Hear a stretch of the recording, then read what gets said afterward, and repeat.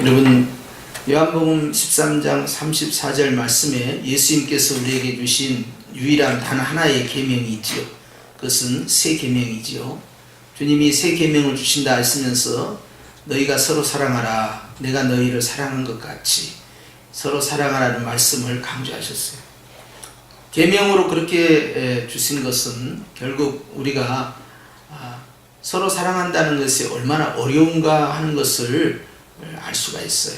그렇기 때문에 쉽지 않기 때문에 이렇게 강제 규정을 두어서, 그것도 유일한 계명으로, 그러니까 가장 상위법이죠. 이제 우리가 법으로 말하자면 헌법에 해당되는 거예요. 가장 위에 있는 법이죠. 그것이 바로 서로 사랑입니다. 서로 사랑이 그만큼 굉장히 어렵다는 부분이죠. 예수님께서 마지막으로 또 강조하신 부분이 바로 이 사랑이었죠. 그래서 주님께서 요한복음 17장에도 보면 내가 아버지와 하나인 것 같이 저들도 하나가 되게 하옵소서, 그렇게 기도할 정도로 하나 된다는 것이 얼마나 어려운가 하는 거예요. 사실 우리 인간은요, 어머니 뱃속에서 태어나는 순간부터 어쩌면 우리 자신을 위해서 사는 것인지 모르겠어요. 그렇기 때문에 흔히 아이들의 그런 유아기의 발달 성장에 있어서 그 심리를 이야기할 때, 아동기의 심리, 그 다음에 이제 성년기의 심리를 이야기할 때요, 아동들에 대한 특징을 이야기할 때 아이들은 이기적이다 하는 단어를 써요. 그래서 저는 처음에, 아니 예수님께서는 어린아이와 같은 자라야 천국에 들어갈 수 있다 했고, 어린아이와 같은 자라야 천국에서 높다 일컬음을 받는다 했는데 왜 어린아이들은 왜 이기적이라고 저렇게 표현할까 하고 굉장히 궁금했어요. 그런데 그것은 성숙과 미성숙을 나타냅니다. 이기적이다 이 말은요, 이타적이다, 다른 사람을 배려하고 다른 사람을 존중해주고 다른 사람을 도와주는 능력이 이제 이타예요. 근데 이타적이보다는 이기적이다, 자기만을 생각한다, 그것은 이제 성숙과 미성숙이에요. 그래서 이제 사도 바울도 이제 고린도 교회를 가르쳐서 너희는 어린아이 같은 신앙이다 그랬어요. 어린아이 같은 신앙이 핵심적인 게 뭐냐면 이제 이타적이지 않고 이기적이기 때문에, 구체적으로는 서로 시기하고 질투하고 분열하고 싸우는 모습을 보고 아직 성숙하지 못했기 때문에, 또 너희는 젖먹는 신앙이기 때문에 또 어린아이와 같은 신앙이다 해서 이제 육에 속한 신앙으로 그렇게 낮은 단계로 본 겁니다. 그런데 고린도 교회는 은사가 굉장히 많아요. 기도도 잘하고 방언도 잘하고 또 치유하는 능력도 나타나고 각가지 성령의 은사가 나타나는, 은사가 충만한 교회였고 전도도 열심히 했어요. 그런데 그것을 결정적으로 좌우하는 것은 사랑이었던 거예요. 사랑에 반대된 개념은 이제 이기적인 거, 자기 입장만 생각하는 거예요. 사랑은 이타적인 거예요. 사랑은 이제 사랑에 대한 조항은 이제 고린도서 13장에 나오는데 어떻게 나옵니까? 거기는 나의 유익을 구치 아니하고 타인의 유익을 구하는 거, 이타적입니다.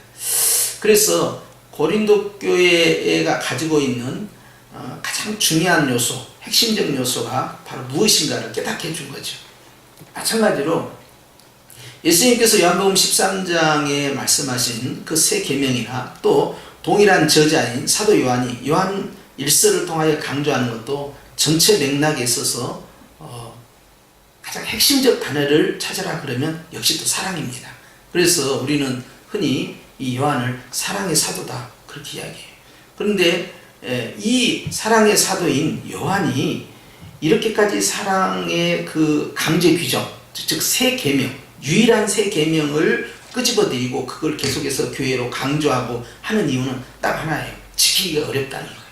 사람은 누구나 다 본능적으로 태어날 때부터 이기적일 수밖에 없는 한계를 가지고 있는 거예요. 그러니까 내가 제일 중요해요. 내가. 그 다음에 이제 또 어떻게 중요합니까? 내 가족이 제일 중요해요. 내 가족, 내 자식, 내 부모. 항상 나와 관련된 것이 가장 중요한 거예요. 그러니까 내 재산, 뭐 다른 사람 재산이 손실되고 뭐 그랬는가 하지만 내 재산이 손실되면 굉장히 이제 상처를 입는 거죠. 그리고 나와 관련된 사람, 항상 나 중심으로 해서 바깥으로 나갑니다. 그런데 예수님께서는 이런 부분에 대해서 이제 역설적으로 가시는 거예요. 주님은 내가 세상에 온 것은 나를 위해서 온 것이 아니라 너희를 위하여, 모든 사람을 위하여 내 생명을 주기 위해서 왔다 하면서 그것이 바로 섬김이다. 그것이 인자가 이 땅에 오신 목적이라는 걸 강조하신 거예요. 예수님이 이 땅에 오신 목적이 몇 가지가 있어요. 여러 가지 말로 표현하셨는데 그것이 바로 섬김이다. 또 또 생명을 나눠주기 위함이다. 또는 복음을 전하기 위해서 왔다. 또 마귀를 멸하고 마귀의 일을 끝내려고 오셨다 하면서 죄로부터 구원해 주실 것을 또 말씀하시고, 다양한 분야로 설명하지만 전체를 합쳐놓으면 딱 하나로 갑니다. 주님은 사랑의 완성이다. 그래서 주님의 사랑이 바로 율법을 이제 완성시켜 가는 거죠. 그래서 이제 주님의 사랑, 그래서 하나님은 사랑이다, 이걸 강조하는데요. 이렇게 하나님의 본질적 본성이면서 우리가 또 닮아가야 할 그러한 성품인 이 사랑이 우리에게 쉬우냐 어려우냐, 굉장히 어렵다는 거예요. 그래서 그 사람이 성령 충만하다, 성령 충만하지 않다, 이 기준을 어디서 잡느냐? 은사에서 찾지 않습니다. 능력에서 찾지 않습니다. 성령의 9가지 열매에서 찾아요. 근데 성령의 9가지 열매는 여러분 9가지의 복수형이 아니고 단수형이에요. 하나의 열매예요. 근데 그 하나 안에 9가지의 맛이 나는 열매가 들어있는 거예요. 신기하죠? 우리는 과일을 쪼개면, 이제 우리가 밀감을 쪼개면 그 안에 여러 알맹이 있는데 맛이 다 똑같잖아요. 그런데 하나의 한 조각에서는 이제 사과 맛이 나고, 한쪽에서는 배 맛이 나고, 한쪽에는 복숭아 맛이, 하나는 페네프 맛이 나고, 이렇게 나온다는 거예요. 그런데 이제 예수님께서 요한을 통하여 계시록 주실 때요, 이제 22장에 보면 하나님의 보좌 앞에 생수의 강이 흐르고 좌우에 이제 생명나무가 있는데, 그 생명나무가 12과실을 말이죠, 1년 12달 맺는다는 거예요. 그러면서 각기 한 나무에서 각기 다른 맛이 나오죠. 그런데 하나의 나무에서 나오는 열매들이에요. 굉장히 신기하죠. 그러니까 통일성, 생명나무라는 통일성, 그 다음에 다양성, 매번 바뀌는 다양성이 아주 균형을 잘 잡고 있다. 교회는 그래요. 성품이 다 틀리잖아요. 성격이 다 틀리잖아요. 그리고 사실 신앙생활을 어느 목사님 밑에서 또 어느 교단에서 훈련 받느냐에 따라 다 틀립니다. 그렇기 때문에 자기 나름대로의 자기 틀이 있어요. 이게. 그런데 이것을 갖다 놓고 어떻게 하느냐, 이것이 바로 비빔밥이에요. 비빔밥은요, 전주 비빔밥 생각나잖아요. 그런데 비빔밥은 아무리 비벼도 콩나물은 콩나물입니다. 무는 무예요. 예. 나물은 나물입니다. 나물이 콩나물이 되고 나물이 과일이 될 수가 없어요. 나물은 끝까지 나물이에요. 그런데요, 일단 비벼지기 시작하잖아요. 섞어지기 시작하잖아요. 자기의 맛을 유지하고 있으면서 하나가 되잖아요. 하나가 되면서 자기 맛을 유지하고 있잖아요. 그런데요, 맛있어요. 이게 교회입니다. 그래서 영적 비빔밥이 바로 교회예요. 그 다음에 만두 있죠. 우리가 이제 만두 같은 경우도 먹는 이야기만 하니까 침이 삼켜지는데, 만두도 어떻게 합니까? 이제 속을 만들잖아요. 그래서 속을 이제 여러 가지 이제 재료를 넣어가지고 당면도 넣고 뭐 야채도 넣고 고기도 넣고 해서 이제 부추면서 다 만들잖아요. 근데 이걸 다 섞잖아요. 섞는 것을 이제 밀가루, 면피로 딱 하나로 묶어버려요. 하나이면서도 또 고유한 맛이 그 안에서 나옵니다. 이것이 바로 사랑으로 하나됨이에요. 이 하나됨이라는 것은 기계로 딱딱딱딱 찍어내는 이것이 아닙니다. 여러분, 로봇으로 똑같이 제품을 생산해내는 이거이 아니에요. 가령 이제 독재정치나 공산주의 정치나 이런 데서는요, 모든 걸 획일화시켜버려요. 평등이라는 이름으로 모든 걸 획일화시켜버려요. 그러니까 개인의 자율성이 없단 말이에요. 그런데 그런 체제가 아니고 천국에서 하나가 된다는 것은 각기 다 존중을 받아요. 각기 자기 컬러가 있고 각기 자기 맛이 있는 거예요. 그런데 이 모든 것들이 어우러져서 하나가 되는 거예요. 그러니까 무지개를 보세요. 색깔이 다 다르잖아요. 그런데 그 색깔이 다르기 때문에 더 무지개가 예쁜 거예요. 그러니까 우리가 다양한 것을 싫어해서는 안 돼요. 다양한 컬러가 있는데 하나가 되는 거예요. 그래서 우리가 이제 성가대 찬양단 보면은요, 이제 보면은 거기도 이제 소프라노, 알토, 뭐 테너, 베이스 이렇게 다 있고, 또 소프라노에도 이제 또 그 성질, 그 음량 이런 거에 따라 또 음색이 더 틀려요, 사실. 그런데 이 모든 것이 다 조화가 돼서 한 목소리가 나도록 섞는 거예요. 그래서 합창이 돼서 쫙 나오면 화음이 얼마나 듣기가 좋습니까? 주님이 그렇게 하나가 되는 그 화음, 이것이 통합이고 이거의 하나됨이에요.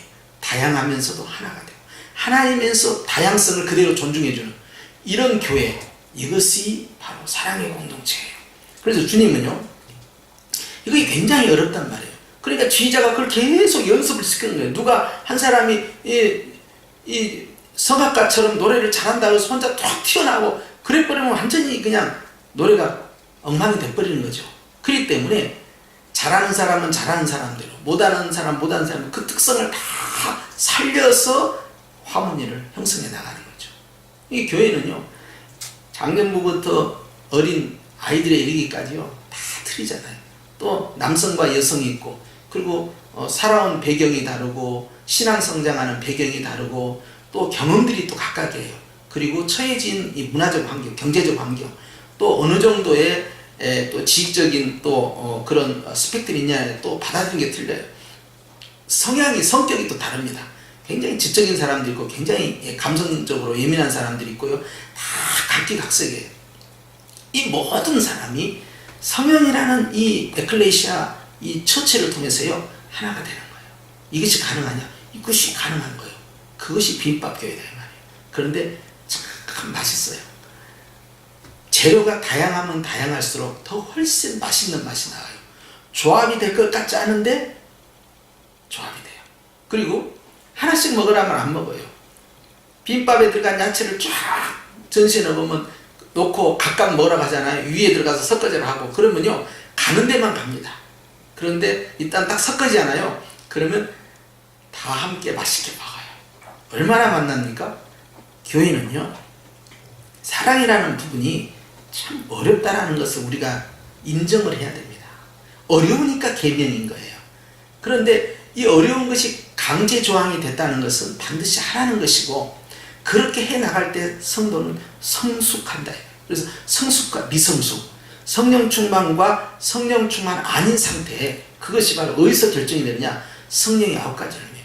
성령의 9가지 열매를 또 다른 말로 하는 것이 빌립보서 2장 5절입니다. 제가 오후 예배 때 묵도하실 때 성구를 빌립보서 2장 5절에서 11절을 한 것은요, 초대교회가요 성경을 매주 그렇게 낭독을 했어요. 낭독을 했는데 그 낭독한 4가지의 성구 가운데 그 첫 번째가 빌립보서 2장 5절에서 11절이야. 이게 초대교회 때부터 내려온 말씀이에요.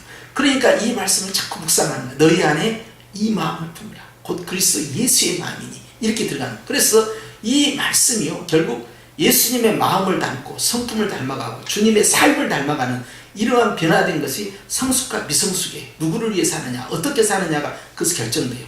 그것이 또 다른 말로 표현하니까 성령의 9가지 열매가 되는 거예요. 그게.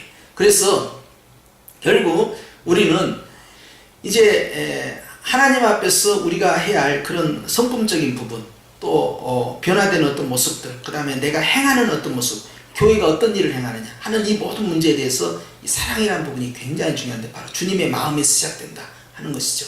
그런데 사랑 없이도 얼마든지 이 천사의 말을 할 수도 있고, 예언도 할 수 있고, 방언도 할 수 있고, 산을 옮길 만한 능력도 나타나고, 병든 것도 고칠 수 있고요, 하늘의 비밀도 할 수 있어요. 또 다른 사람을 구제할 수도 있어요. 그런데 사랑이 없으면 이것은 아무것도 아니요. 저는 구제를 하는데 어떻게 아무것도 아닐 수가 있을까?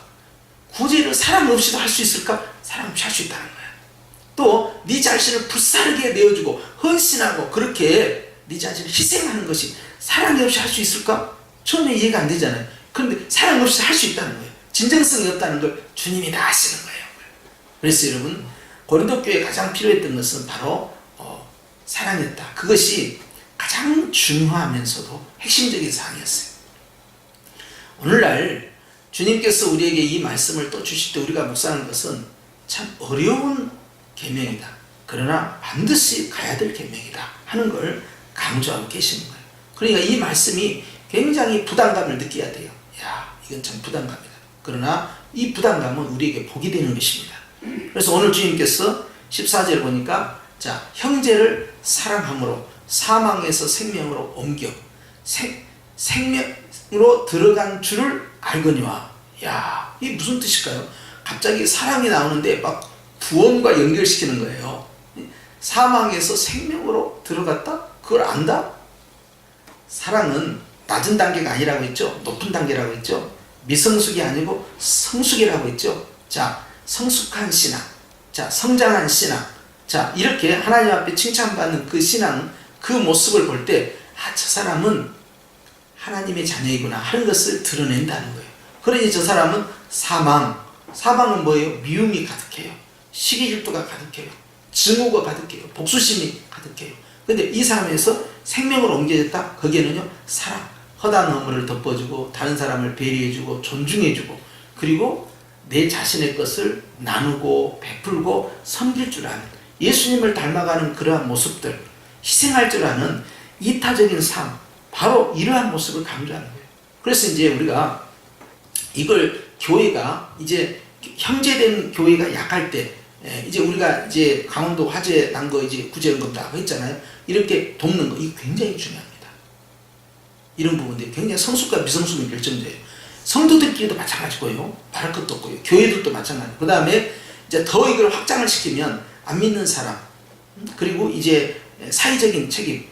사실 그것은 요한복음 13장 43절의 세 계명에 직접적으로 연관성은 없어요. 왜냐하면 주님은 너희들끼리 서로 사랑하라고 한 거예요. 그리고 여기에서도 형제를 사랑하라고 한 거예요. 믿는 자들끼리 하나됨을 강조한 거예요.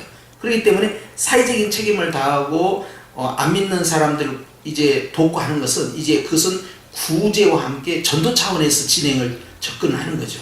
그렇기 때문에 가장 먼저 적용해야 할 것은 뭡니까? 내부적으로 나와 관련된 사람에 대해서 내가 어떻게 섬기고 사랑하느냐, 요거 커요. 그 다음에 그러한 공동체 교회가 다른 교회를 어떻게 섬길 거냐, 연약한 교회를 어떻게 섬길 거냐, 이런 부분들이 연결되어 있다는 사실이에요. 이런 부분들이 굉장히 성숙하다 성숙하지 않다는 결정을 짓는다는 겁니다. 그리고 이제 그것이 또 확장이 돼서 선한 일, 착한 일, 그래서 이제 사회적 책임까지 나아가잖아요. 그러면 전도의 문이 함께 열리는 거죠. 왜냐하면 이제 우리가 어디서 찾을 수 있냐면 이제 사도행전 2장 47절 이제 거기까지 읽어가면 주변에 있는 안 믿는 사람들 있잖아요. 예루살렘에 안 믿는 사람들이 믿는 사람들과 상종은 하지 않았어요. 즉 인간관계는 하지 않았어요. 그러나 그들의 마음 가운데 예루살렘에 있는 크리스찬들을 보고 좋게 생각한 거예요. 야, 저 사람들은, 예수 믿는 사람들은 참 선하게 바뀌구나, 착한 일을 많이 하구나, 행실이 변화되구나 하고 좋게 생각했다는 거예요. 여러분, 그것이 굉장히 나중에 이 전도의 기본 토양을 쌓는 거예요. 자, 이런 부분을 위해서 우리가 사회적 책임을 다하는 것이고요. 자, 그래서 우리가 이제 핵심적으로는 서로 사랑하고, 교인들끼리 사랑하고, 가족끼리 사랑하고, 또 형제된 교회들끼리 사랑하고, 이런 사랑이 이제 1차적인 이 포커스예요. 그리고 이제 전도 차원에서도 사회적으로 확대하면 좋다. 이 두 부분은 꼭 구분을 하셔야 돼요. 왜냐하면 우리가 이제 구약 성경을 볼 때 내 이웃을 내 몸처럼 사랑할 때 그 이웃에 대한 개념을 막 확장을 해가지고 안 믿는 쪽, 멀리 있는 쪽만 적용하면 안 돼요. 안에서부터 적용해 들어가야 돼요.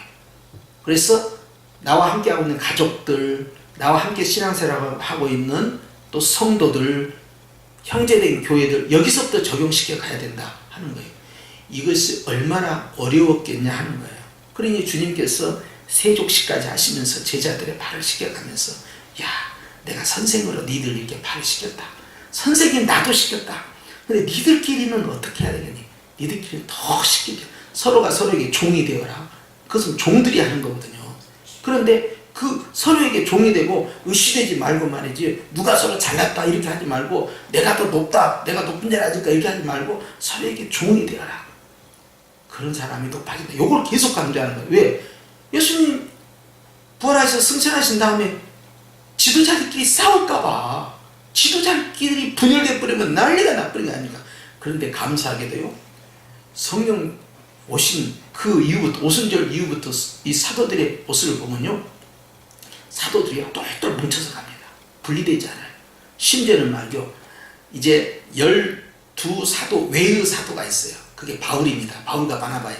그런데 심지어는 갈라디아서 2장에 보면 이 막내 사도인 바울이 이 가장 큰 형님, 큰 사도인 이 베드로를 책망을 했다 이 말이에요. 유계 질서가 완전히 깨지는 거죠. 그런데 그렇다고 해서 갈라서지 않습니다. 베드로는 그 책망을 받아들이고, 바울의 책망은 성경에 의해서 나간 거기 때문에 그 문제를 위해서 분열되지 않아요. 그런데 나중에 바울과 바나바가 갈라지게 됩니다. 그래서 바나바는 좋은 사람이에요. 그런데 마가 때문에 이제 갈라지게 돼요. 그런데 바울이 나중에 이 마가를 다시 초청을 합니다. 그러면서 그가 디모데 전서를 쓰면서 마가를 데리고 와라. 마가를 보고 싶다 하면서 나에게 유익하다 하면서 마가복음의 저자 마가예요. 왜냐하면 마가가 열심히 전도로 다니다가 자꾸 딴짓을 한단 말이에요. 그리고 그냥 뭐 세상적으로 그런 평안한 삶을 자꾸 추구하고 그러니까 바울이 그냥 화가 난 거예요. 그래서 그냥 엄하게 너 따라오지 마라.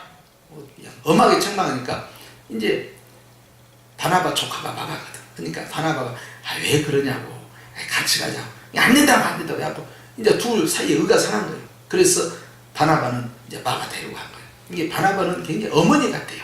그리고 바울은 아버지 같아요. 그런데 바울이 뭐 예수님처럼 무흠한 사람이 아니에요. 그 사람도 죄 짓고 똑같은 사람이에요. 그런데 이제 바울이 나중에 마가를 받아들이는 모습으로 인생을 마무리를 짓습니다. 그러니까 가면 갈수록 사도 바울의 신앙이 깊어져요. 처음에는 나는 사도들 가운데서 나는 가장 작은 자다 이렇게 했다가 나중에 가서는 나는 이 모든 성도들 가운데 가장 작은 자다. 심지어는 나는 죄인 중에 괴수다 하면서 그냥 자기 자신이 세월이 흘러가면 흘러갈수록 굉장히 더 겸손해지는. 그래서 어거스틴이 그랬어요. 성도가 가져야 할 덕목이 세 가지가 있다. 그런데 그 세 가지 첫째가 뭐냐? 그것은 바로 겸손이다. 그리고 이제 두 번째 가져야 할 이제 성도의 덕목이 있다. 그게 뭐냐? 그것은 겸손이다. 세 번째 가져야 할 덕목이 있다. 그건 뭐냐? 그것은 겸손이다. 이 얼마나 중요한지 아시겠죠? 왜 그러냐면 그렇지 않냐면 사랑의 섬김이 불가능합니다. 근데 바울이 세월이 흘러가면 흘러갈수록 더 겸손해져요. 그런 모습을 바울 서신을 통해서 이제 보여주게 되는데요. 이 사랑은 결국 자기 자신의 그 본성, 즉 이기심, 팔은 안으로 굽잖아요. 이런 본성과 가까운 이 욕심, 자기 중심의 그러한 삶, 이것이 결과적으로 점점 약화가 되고 다른 사람을 배려해주고 다른 사람을 섬기고 심지어는 예수님처럼 당신을 목숨을 내주는 것. 그래서 사도들은 결국 그러한 삶으로 인생을 마감하게 됩니다. 그러면서 우리에게도 계속 요구하시는 것이죠. 예수님이 그 가신 길, 섬김의 길, 그것은 네가 자꾸 가져가는 것이 아니라 주는 것이다. 그래서 사랑은 받는 것이 아니고 줄 때 복이 된다 라는 말씀까지 남기신 거예요. 그러면서 자꾸 베풀도록, 그것이 성숙한 사람이고 그것이 예수님의 모습이고, 그러면 그렇게 나누고 베풀면 주님께서 또 그만큼 그 사람을 사랑해 주시는 것이죠. 이 구제연금도 그거 아닙니까? 분명히 성경 말씀에 잠언에 기록된 대로 구제는 하나님께 구워주는 것이다 그랬어요. 그리고 구제하는 자는 오히려 더 풍족하게 된다 그랬어요. 우리가 꼭 풍족하게 되기 위해서 구제한 건 아니죠. 근데 그런 말씀도 있다는 거예요. 그러니까 주님은 선한 행실을 다 보고 있고요. 이 땅에서 복을 주시든지, 또한 우리가 요한계시록 이제 19장 8절에 있는 것처럼 빛나고 깨끗한 세마포옷을 입을 때 그것은 성도들의 선한 행실, 옳은 행실이라는 거예요. 그것이 나에게 다 보석에 대해서 내 몸에 다 붙는 거예요. 그래서 빛나는 세마포옷은요 전부 바짝바짝 빛나는 바로 보석을 의미하는 거잖아요. 그렇기 때문에 이 사랑이라는 것이 참으로 성숙한 교회에 요구되는 것이고 정말 성숙한 성도의 삶인데 이것이 결코 쉽지가 않습니다. 정말 그렇게 해야겠다라는 생각이 마음으로 내려오고 나의 삶으로 표현되는 건 정말 쉬운 데가 아니에요. 때때로는 그렇게 할 수 있지만 때때로는 그렇게 하고 싶지 않을 때가 또 있어요. 어느 정도까지는 가능하지만 그 이상은 안 된다라고 내 자신이 또 선을 긋는 게 있어요. 그럴 때마다 이제 갈등이 벌어져요. 이럴 때마다 우리는 이제 고민을 하게 되는 거죠. 어떻게, 어디까지, 얼마만큼 해야 될까라는 고민을 안 하니 않을 수 없는 거예요. 그러면서 자기 자신과의 갈등을 통해서 계속적으로 자기 자신을 성장시켜 가는 겁니다. 그런 고민과 그런 생각들로 인해서 오히려 기도하게 만들고 하나님의 뜻을 쫓아가게 만든 거죠. 움켜잡는다고 해서 생기는 것이 아니라 나눴을 때 하나님이 어떻게 역사하는 걸 경험하게 되고, 또 그보다 더 중요한 건요, 내가 하나님께 모든 것을 다 받았으니 내가 하나님 앞에 드려지는 거죠. 사람에게 드린 것이 아니라 그래서 우리가 여러분 이 산상수훈 우리가 강해를 들었을 때 거기에 나오는 말씀이 요한복음 마태복음 6장에 뭐였어요? 구제잖아요. 구제. 자, 구제를 강조하실 때 주님 뭐라고 하셨어요? 구제는 사람에게 보이는 것이 아니고 하나님께 보이기 위함이다 그랬어요. 그렇기 때문에 사람에게 분명히 구제를 했는데 알고 보니까 이것은 하나님께 드린 거였다 이 말이에요. 그러니까 예물이 되는 거예요. 헌물이 되는 거예요. 하나님께 드려지는 받으시는 봉헌이 되는 거죠. 그런 생각을 한다면 우리가 구제도 어떤 방법으로 접근해야 되겠냐? 이 주님께 드리는 걸로 하는 거예요. 제가 이번에 그 강원도 구제권도 그렇게 진행한 것이 제가 우리가 도와줄 수 있는 여력이 있으니까 도와준다. 여러분 그거 안 되는 거 다 알잖아요. 그게 아니었어요. 제가 마음에 감동이 있고 그리고 주님 앞에서 이건 반드시 내가 도와야 되겠구나 하는 그런 마음 때문에 내가 서둘러 쓴 거예요. 그래서 노예 가서도 여러 교회들이 이 일에 동참하게 되고 그렇게 함으로써 또 이 당사자 목사님이 굉장히 위로를 받고 기대를 못했다는 거예요. 왜? 다 자기들도 다 힘들어요. 교회마다 힘들지 않는 교회가 정말 손꼽을 정도예요. 그런데 그게 쉽겠습니까? 손을 이렇게 펴는 것이 쉽겠냐고. 그런데 펴는 거지. 펴면은 하나님이 받으시고 우리가 꼭 그 목적으로 펴는 건 아니지만 하나님이 나중에 채우신다니까. 그러니까 교회가 선한 일을 해야 돼요. 또 한 교회를 살리고 한 주의종에게 힘을 격려를 해주고 하는 그 일은요, 주님이 어느 집에 가서도 평안을 빌라 그 평안이 합당하면 그 가정에 머무를 것이요 합당치 아니하면 다시 너에게 오느니라 했잖아요. 그러니까 가서 내가 판단해가지고 이 집은 평안받을 자격이 없어, 그러니까 평안 안 빌어줄 거야, 축복기도 안 할 거야, 그럴 필요 없다는 거예요.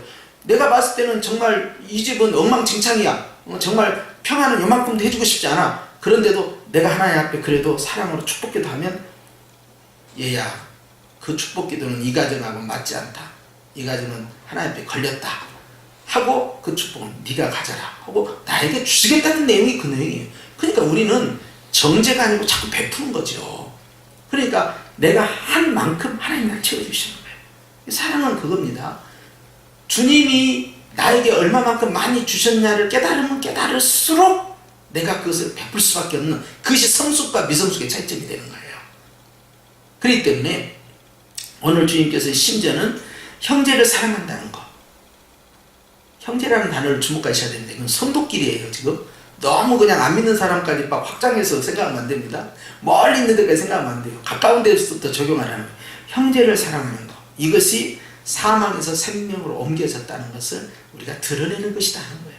즉 구원받은 성도의 삶의 모습, 변화된 모습이라는 거예요. 그럼 반대로 사랑하지 아니한 자는 어떻게 됩니까? 분명히 구원을 받았는데 너는 사망 가운데 머물러 있구나. 그 사람이 구원받았는데 구제에 대해서나 베품의 섬김에 있어서 겸손에 대해서 빛이 드러나지 아니하면 너는 여전히 사망의 그 문화는 뭐예요? 죽은 거예요. 죽은 자는 아무것도 못합니다. 아무것도 옛날 그대로 머물러 있는 거예요. 변화되지 않는 거죠. 그러니까 살아있는 물고기만이 물을 거스려 올라갈 수 있잖아요. 죽은 물고기는 둥둥둥 떠내려가는 거예요. 그러니까 옛날의 모습 그대로 둥둥둥, 옛날의 세상 풍조 그대로, 지금의 다른 사람, 안 믿는 사람들이 하는 그런 문화대로 그런 유행에 따라 그냥 가는 거예요. 뭐 남들도 그렇게 하니까 그렇게 가는 거예요.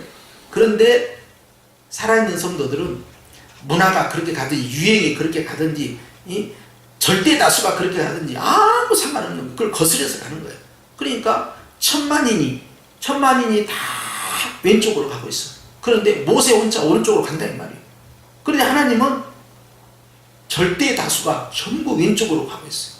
그런데 왼쪽으로 가는 그 문화, 금송아지 숭배하는 문화는 아니라는 거예요. 그리고는 혼자 서 있는 모세 손을 들어주는 거죠. 항상.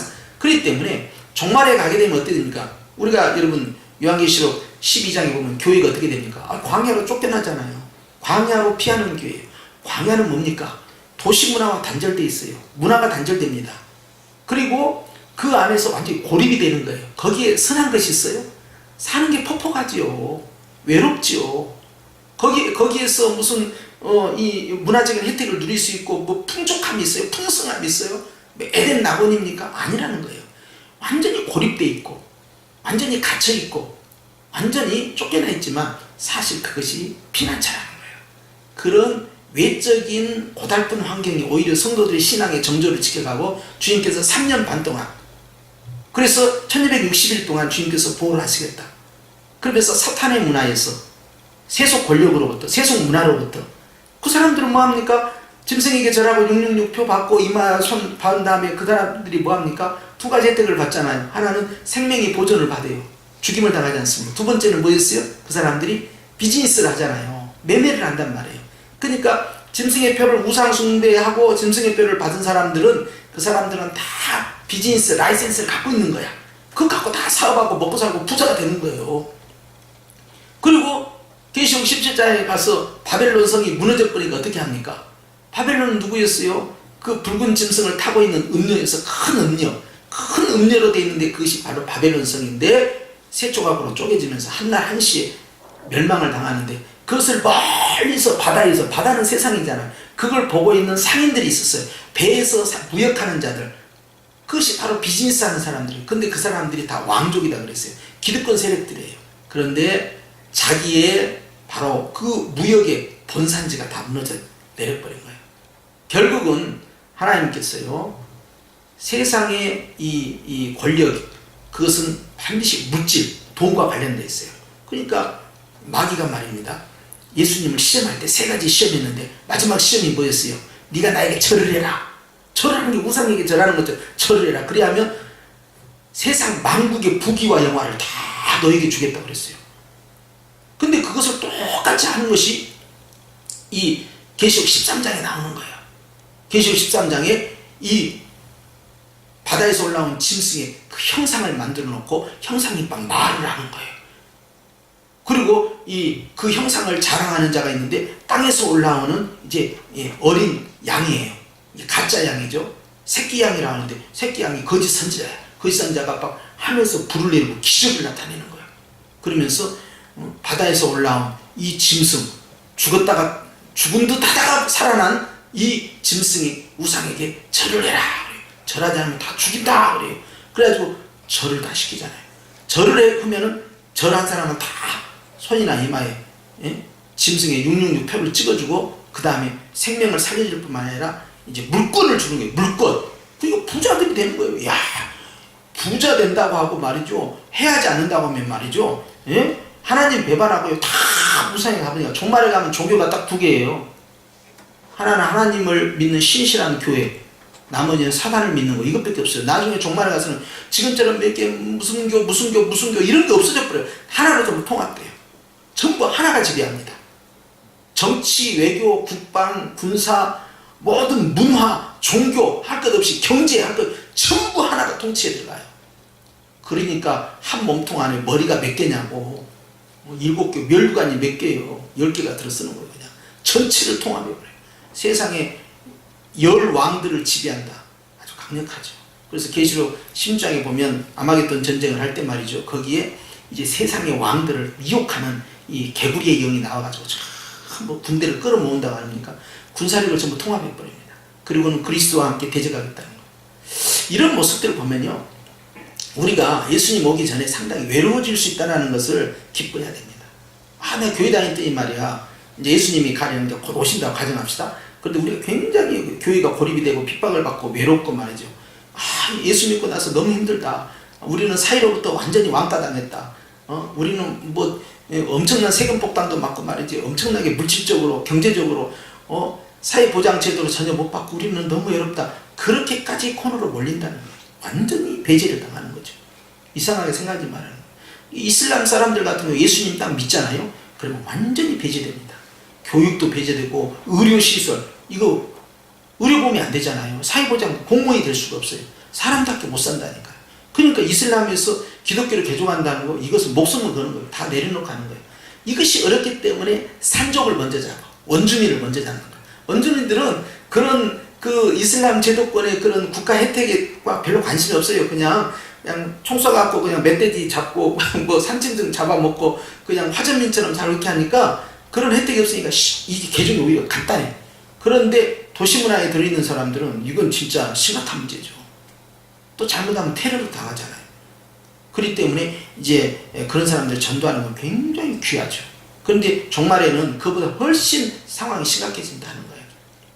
그만큼 이 뭔가를 바꾼다는 것, 변화시킨다는 건 쉬운 게 아닙니다. 그러니까 우리가 이 땅에서 주님의 말씀을 가지고 살아갈 때 교회가 세상과 다르다는 것을 여러분 기뻐해야 돼요. 우리가 세상으로부터 칭찬을 받고 그랬으면 얼마나 좋겠어요. 예루살렘 초기 교회처럼 그냥 야 역시 교회 다니는 사람은 최고야 하고 그냥 교회 하면서 사람들이 교회 쪽으로 몰려온다면 얼마나 좋겠습니까만은 여러분 사도행전 2장이 지나고 사도행전 7장으로 가잖아요. 돌에 맞아 죽어요. 스테반 사건이요.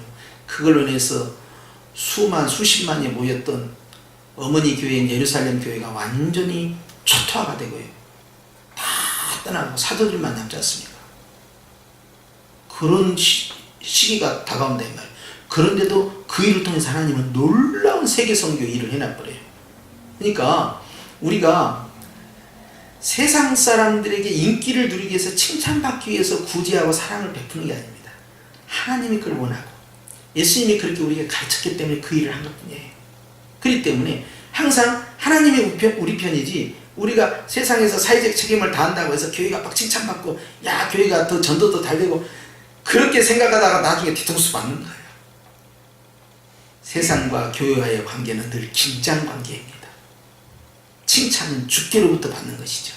그런데 주님께서는 먼저 형제가 형제를 사랑하고 형제가 형제를 아껴주는 그 모습이 바로 사막 문화, 죽어있는 문화에서 나오는 것이다 하는 걸 강조하시는 거예요. 그렇기 때문에 여러분 우리는 우리의 신앙이 죽은 신앙이 있잖아요. 죽은 신앙은 뭡니까? 야고보서 2장에 어떻게 말씀해? 17절 이하에 보면 행함이 없는 믿음은 죽은 믿음이다 그랬어요. 이게 사막 문화잖아요. 움직이지 않는 거예요. 말씀을 배우고 행함이 없는 거, 실천하지 않는 거. 그걸 실제 인격도 바뀌고 성품도 바뀌고 생활도 바뀌고 실제 나타나는 삶의 모습도 바뀌어가는 거죠. 그러니까 교회가 또 성도 각자가 교회인데 교회가 또 공동체 교회가 항상 이 사랑이라는 아주 대주제 가장 큰 계명 여기서부터 모든 것이 출발한다는 것을 하고 사랑의 법에서부터 시작해서 질서가 딱 잡히는 거예요. 이렇게 내려가요. 그렇기 때문에 항상 그 점을 염두에 두셔야 돼요. 바로 주님이 그걸 우리에게 요구하시는 거예요. 다른 말씀 하다가 본문을 길게 못 뺐는데요. 기억하셔야 됩니다. 주님은 그 성도가 얼마나 성장했냐 성장하지 않았느냐 얼마나 성령 충만하지 못했느냐 또 그 교회가 얼마나 성장했냐 성장하지 못했냐 얼마나 성령 충만하지 못하냐 하는 것을 사랑으로 결정된다는 거예요. 여기서부터 출발하는 거예요. 그러니까 물론 기도도 뜨겁게 하고 찬양도 뜨겁게 하고 그냥 막 은혜도 풍성하고 그냥 봉사도 열심히 하고 이런 거 당연히 좋죠. 그런데 이 모든 것 위에 더 중요한 게 뭐냐? 사랑으로 행했느냐 하는 거예요. 모든 것이. 이것이 더 중요하다. 그래서 우리는 가장 중요한 이 주님의 새 계명 이 부분에 대해서 계속적으로 집중을 가지고 우리의 삶에 있어서 예수님을 닮아간다는 것이 무엇일까? 주님을 따라간다는 게 무엇일까? 주님의 십자가를 짊어지고 주님이 원하는 길로 간다는 게 뭘까? 이것은 바로 빌립보서 2장 5절에 있는 말씀처럼 다 하나님의 뜻대로 자기 자신 주님께 드려지는 삶, 나누는 삶, 베푸는 삶, 바로 사랑의 희생이 강조되는 것입니다. 그래서 이 요한일서 이 3장 또 이 나중에 이제 4장까지 보면 그 부분이 계속 강조돼요. 여러분, 바로 우리 교회가 가야 할 또 하나의 목표입니다. 그렇기 때문에 오늘 이 말씀을 통하여서 우리가 늘 사랑으로 말미암아 생명 가운데 머물러 있는 우리 성령교회, 우리 성도들 되고 결코 움직이지 않냐는 변화되지 않냐는 사막 문화, 죽어있는 문화가 아니라 살아있는 문화, 생명의 문화, 바로 우리 교회가 만들어가는 아름다운 교회예요. 할렐루야. 제가 봤을 때는 우리 교회가 잘할 것 같아요. 잘할 것 같고 제가 지금까지 쭉 지켜봤을 때도 잘할 것 같다. 조금만 더 힘을 내야 된다. 내고 항상 섬김, 낮아짐, 겸손 이 부분을 계속 강조하면서 하면 저는 굉장히 아름다운 공동체. 그러니까 하나님께서 양적 성장도 그런 교회에 양적 성장도 주시거든요. 정말 주님이 기뻐하는 교회니까 양적 성장도 주시고 정말 전도도 잘 될 뿐만 아니라 전도를 안 해도 하나님께서 그냥 많은 양들을 거기다 그 목장에다 붙여주는 거예요. 굉장한 그런 기대가 있고요. 또 이제 숫자가 이제 어느 정도 규모로 하나님께서 우리를 성장시킬지 모르지만요. 그거와 상관없이요. 굉장히 지적으로 주님이 보시기에 영적으로 굉장히 이제 다양성과 함께 통일성을 유지해 나가는 그런 아주 건강한 교회. 야, 저 교회는 정말 작다고 하지만 결코 작지 않냐는 교회다. 정말 하늘나라의 유명한 교회죠. 이런 교회가. 그러잖아요. 저는 그런 교회로 충분히 우리가 갈 수 있다. 그걸 항상 기억하시고요. 얼마든지 우리는 그런 잠재적 능력이 있고요. 계속 그 방향을 추구해서 계속 가는 거예요. 어려워요. 힘들어요. 그러니까 계명이죠. 그렇지만 우리는 할 수 있어요. 왜냐? 주님의 말씀과 성령이 역사하시기 때문에. 할렐루야. 아멘. 여기 계신 분들만 우리가 의기투합을 해도 얼마든지 가능하다니까요. 그렇게 해서 주 안에서 우리 모두 다 승리하십시다. 아멘. 기도하십시다.